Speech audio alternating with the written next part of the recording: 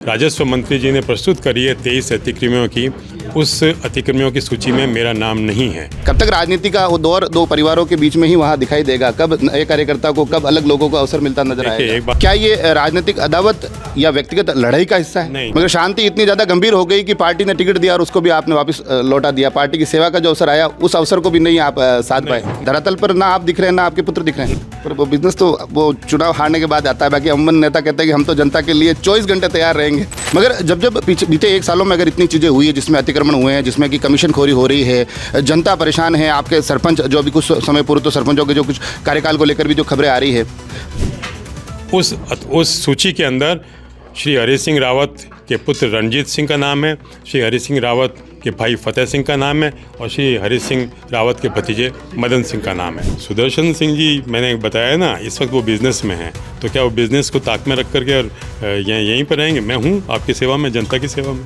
पर वो तो ये भी तो सकता है, कई बार मन बड़ा करना पड़ता है। चलो पार्टी ने मेरे को बहुत बार अवसर दिया, इस बार दूसरे को अवसर दिया, मैं बैठ जाता हूँ।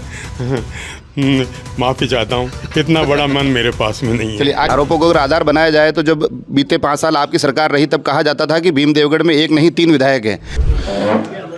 वैसे तो अमूमन जब भीम देवगढ़ की राजनीति का जिक्र आता है तो राजनीतिक उठापटक वहाँ 5 साल चलती है। आरोप प्रत्यारोप का दौर हर वक्त देखा जाता है। इन दिनों एक मुद्दे को लेकर एक अलग उबाल आया हुआ है। मुद्दा राजस्थान की विधानसभा में गूंजा, जब वर्तमान विधायक हरि सिंह रावत सीधे अतिक्रमण के घेरे में कांग्रेस नेता और पूर्व मंत्री, पूर्व विधायक भीम देवगढ़ लक्ष्मण सिंह रावत को लेते दिखाई दिए। बड़े सीधे शब्दों में उन्होंने आरोप लगाया कि वो अपनी निजी ज़मीन बेचते हैं, मगर तरमीम विद्यालय की भूमि की करवाते हैं। यह आरोप नामजद तरीके से विधानसभा में गूंजे और आज उन आरोपों के जवाब देने स्वयं लक्ष्मण सिंह मीडिया के सामने आए हैं। सबसे पहले तो मैं जानना चाहता हूं कि जो आरोप आप पर लगाए गए हैं भीम विधायक के द्वारा, क्या कुछ मामला है? उन आरोपों को किस प्रकार से देखते हैं?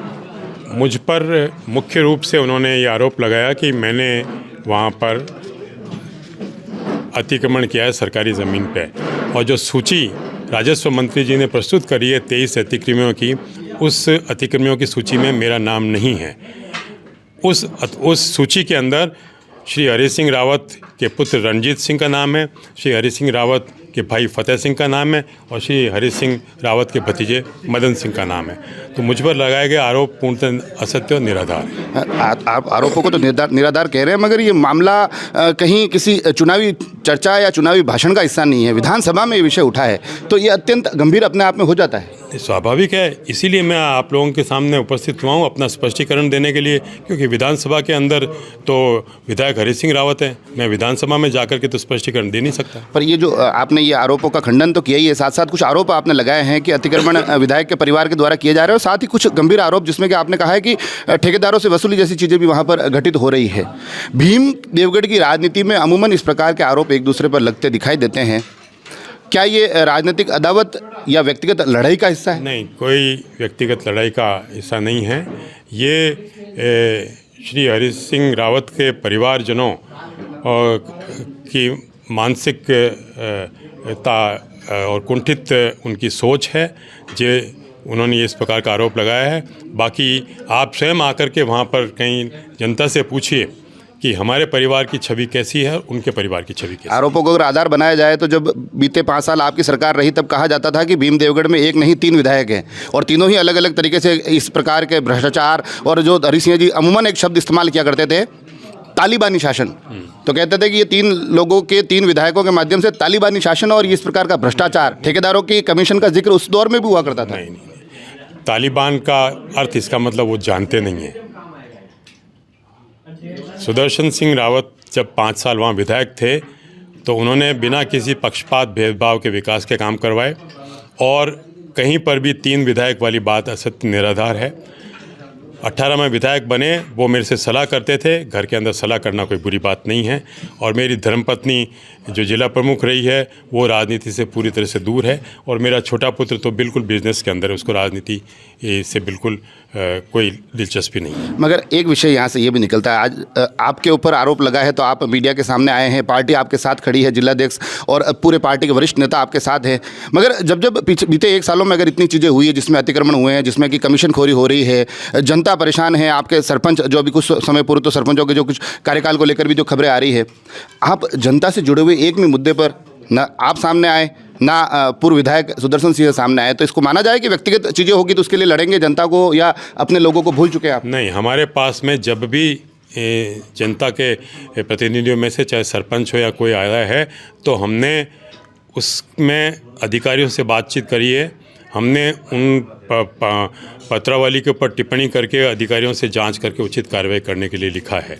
तो ऐसी बात नहीं है ये, लेकिन हर पत्रावली को हम प्रेस के सामने तो ला नहीं सकते। अधिकारी का जिक्र करें तो अधिकारी तो सरकार क्या कहते हैं कि भाई सरकार के निर्देशानुसार काम करते हैं, या जिस तरह से चीज़ें होती है उसके लिए तो धरातल पर आकर लड़ना पड़ता है। धरातल पर ना आप दिख रहे हैं ना आपके पुत्र दिख रहे हैं। नहीं, ऐसी बात नहीं है, धरातल पर ही हैं हम लोग, और जो हमारे पास आता है उसकी हम समस्या का निराकरण करने का प्रयास करते हैं। यहाँ से एक विषय और निकलता है, राजनीतिक दृष्टिकोण से देखा जाए तो जनता से तो दूरी दिखाई दे ही रही है। जैसा कि अभी आपने थोड़ी देर पहले प्रेस कॉन्फ्रेंस में भी कहा कि पहले साल में हमें, जो पूर्व एक बड़े नेता का जिक्र करते हुए, पहले साल में तो हमें शांत रहना है, मगर शांति इतनी ज़्यादा गंभीर हो गई कि पार्टी ने टिकट दिया और उसको भी आपने वापस लौटा दिया। पार्टी की सेवा का जो अवसर आया उस अवसर को भी नहीं आप साध पाए। नहीं, देखिए, उस वक्त वो टिकट वापस लोकसभा का इसलिए लौटाया क्योंकि उसके 4 महीने पहले ही भीम देवगढ़ की जनता ने सुदर्शन सिंह को स्वीकार नहीं किया था, तो इसलिए वो नैतिक रूप से भी उन्होंने इसको उचित नहीं समझा कि वापस उसी जनता के पास। तो नैतिकता के ये पैमाने फिर डॉक्टर सीपी जोशी पर लागू नहीं होते?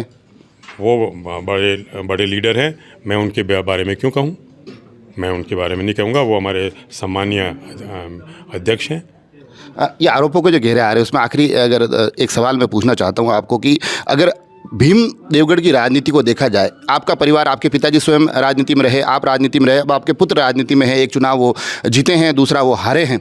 अगर दूसरा पक्ष देखा जाए तो लंबे समय से हरि सिंह जी उस क्षेत्र में भीम देवगढ़ में बीजेपी की राजनीति कर रहे हैं। अभी उनके पुत्र भी अत्यंत सक्रिय तौर पर दिखाई देते हैं। लोग तो यह भी कहते हैं कि हो सकता है आगामी चुनावों में ये चेहरा बने। कब तक राजनीति का वो दौर 2 परिवारों के बीच में ही वहाँ दिखाई देगा? कब नए कार्यकर्ता को, कब अलग लोगों को अवसर मिलता नजर आएगा? एक बात मैं बताऊँ, मेरे पिता मेजर फतेह सिंह जी भारतीय जनता पार्टी में थे जी, और मैं कांग्रेस पार्टी में, क्योंकि मैं राजेश पायलट साहब के साथ में इंडियन एयरफोर्स में था, तो वो अलग पार्टी में थे, मैं अलग पार्टी में। ये तो जनता के ऊपर है कि वो किसे स्वीकार करती है और किसे अस्वीकार करती है। पर दोनों परिवारों में ही चल रहा है राजनीतिक क्रम। नए कार्यकर्ता को अवसर ही नहीं मिल रहा है। नया कार्यकर्ता सामने आए। उस वक्त भी आप लड़े? नहीं, मैं तो लड़ा था, मेरे निर्दलीय 46,000 वोट आए थे क्योंकि मेरा टिकट काट दिया गया था, और कांग्रेस से लड़ने वाले के 7,000 वोट आए, तो अगली बार मुझे टिकट दिया। पर वो तो ये भी तो सकता है, कई बार मन बड़ा करना पड़ता है। चलो पार्टी ने मेरे को बहुत बार अवसर दिया, इस बार दूसरे को अवसर दिया, मैं बैठ जाता हूँ। माफ़ी चाहता हूँ, इतना बड़ा मन मेरे पास में नहीं है। चलिए, आखिरी वापस जहाँ से शुरू किया था इन्हीं आरोपों की तरफ आते हैं। आरोपों को लेकर आपने प्रेस कॉन्फ्रेंस कर दी है, गंभीर आरोप लगाए हैं। क्या यहाँ से आगे क्या रणनीति रहेगी? विधायक भीम को किस प्रकार से आप घेरने की कोशिश करेंगे? किस प्रकार से आप इन विषयों को लेकर आगे बढ़ेंगे? अगर वो गलत काम करेंगे तो स्वाभाविक रूप से उनको जनता घेरेगी और हम जनता का साथ देंगे। आप लोग सक्रिय कब दिखेंगे? सुदर्शन सिंह जी वापस कब मैदान में नजर आएंगे? सुदर्शन सिंह जी, मैंने बताया ना, इस वक्त वो बिजनेस में हैं, तो क्या वो बिजनेस को ताक में रख करके और यहीं पर रहेंगे? मैं हूँ आपकी सेवा में, जनता की सेवा में। पर वो बिजनेस तो वो चुनाव हारने के बाद आता है। बाकी अमन नेता कहते हैं कि हम तो जनता के लिए 24 घंटे तैयार रहेंगे। ऐसा है कि 24 घंटे में से 8 घंटे तो नींद लेनी पड़ती है। जो नेता कहते हैं ना 24 घंटे, वो गलत कहते हैं जी। हाँ, तो इसलिए मैं जितना हो सकता है उतना समय मैं जनता के लिए देता हूँ और आगे देता रहूँगा। तो देखा आपने, बड़े स्पष्ट तौर पर आरोपों के घेरे पे जो आरोप विधायक द्वारा लगाए गए थे उनको नकारते हुए कह रहे हैं कि वो आरोप तो निराधार है। विधानसभा में मुद्दा उठाए तो उसकी गंभीरता से जांच की जानी चाहिए, और साथ ही कुछ दस्तावेजों के माध्यम से विधायक के परिवार पर उसी अतिक्रमण के आरोप लगते दिखाई दे रहे हैं। और उसके साथ साथ भीम देवगढ़ की राजनीति का मिजाज है, जो मैं बार बार कहता हूं कि साउथ की फिल्मों में जिस तरह से मारधाड़ होती है, मारधाड़ से भरपूर दृश्य भीम देवगढ़ की राजनीति में भी 5 साल तक नजर आते हैं। कुछ ऐसी ही अदावत शायद 1 साल की शांति के बाद अब शुरू हो गई है। आरोप प्रत्यारोप का दौर कहाँ जाता है, कहाँ थमता है, और ये पूरी की पूरी राजनीतिक लड़ाई किस तरह से आगे रास्ता बदलती दिखती है, किस प्रकार से राह पकड़ती दिखती है। उस बीच में आप एक बात और बोलना चाह रहे हैं? मैं आरोप नहीं लगा रहा हूँ, मैं दस्तावेज प्रस्तुत कर रहा हूँ। ये रेवेन्यू मिनिस्टर का दस्तावेज है मेरा आरोप नहीं है। ये रेवेन्यू मिनिस्टर ने इनके जो 23 अतिक्रमी हैं इसके अंदर ये है रणजीत सिंह, ये है फतेह सिंह और ये रणजीत सिंह पिता हरि सिंह। ये मेरा आरोप नहीं है, ये दस्तावेजी दस्तावेजों के तथ्य माध्यम हैं से जो रेवेन्यू मिनिस्टर ने विधानसभा में प्रस्तुत किए हैं। तो देखा आपने, ये आरोप ये नहीं है, पूरा का तथ्य पूरा है। तथ्य कह रहे हैं, जैसा कि आप बता रहे हैं कि मतलब तथ्य कागजों के साथ, और इसमें कई सारी इन्होंने अखबार की कटिंगें भी लगा रखी है जिसमें कि कुछ आपराधिक गतिविधियों का जिक्र है, विधायक पुत्र पर गंभीर आरोप है। ये तमाम चीज़ें कहाँ तक जाती है उस पर हमारी नज़र बनी रहेगी। आप जुड़े रहे राजसमंद एक्सप्रेस से। धन्यवाद।